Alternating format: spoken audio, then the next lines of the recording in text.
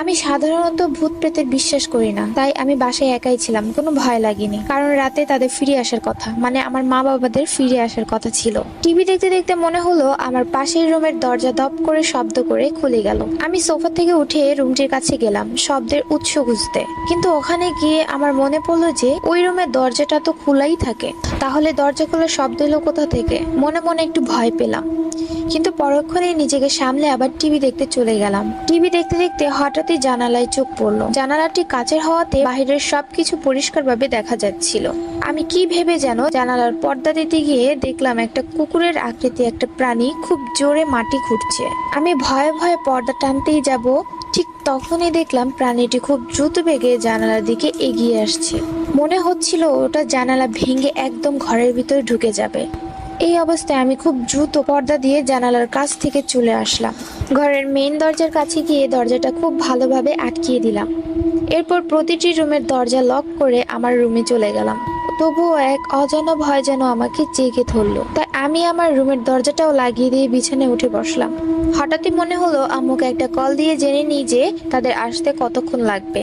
Phone হাতে নিতেই দেখলাম ব্যাটারি ডাউন। ফোনের চার্জার খুঁজে ফোন চার্জে বসাতেই দেখি ভোল্টেজ আপ ডাউন করছে। ভয়ে ভয়ে চার্জারটা খুলে পাশে রেখে দিলাম।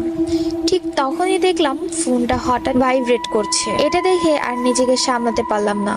খুব জোরে একটা চিৎকার করে লাফ দিয়ে বিছানার এক কোনায় গিয়ে গুটিসুটি হয়ে বসে রইলাম। ফোনটা ততক্ষণে ছুঁড়ে আমি ফ্লোরে ফেলে দিয়েছি, যার ফলে ফোনের বিভিন্ন অংশ খুলে ছড়িয়ে ছিটে পড়ে আছে। ফোন ছাড়া এখন আমি কিভাবে আম্মু আব্বুর সাথে কথা বলবো, এটা ভাবতেই আমার ভয় যেন আরো বেড়ে গেল। ঘড়িতে তাকিয়ে দেখি রাত প্রায় তখন 1টা বাজে।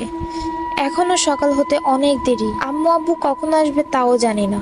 এতটা সময় আমি একা কিভাবে থাকব? এইসব ভাবতে ভাবতে পাশের রুম থেকে শুনতে পাই মেইলি কণ্ঠে কেউ গুনগুন করে খুব অদ্ভুত ভাবে একটি গান গাইছে। কণ্ঠটি শুনে মনে হলো এটি কোনো যুবতী মেয়ে গাইছে, তবে খুব ভারী গলায়। ধীরে ধীরে গানের তীব্র যেন বেরিয়ে চলছে। কিছুক্ষণ পরে মনে হলো আমার রুমের ঠিক বাইরে দাঁড়িয়ে কে যেন গান গাইছে। আমি একটু মনোযোগ দিয়ে সবটা শোনার চেষ্টা করতে হঠাৎ গান গাওয়া বন্ধ হয়ে গেল।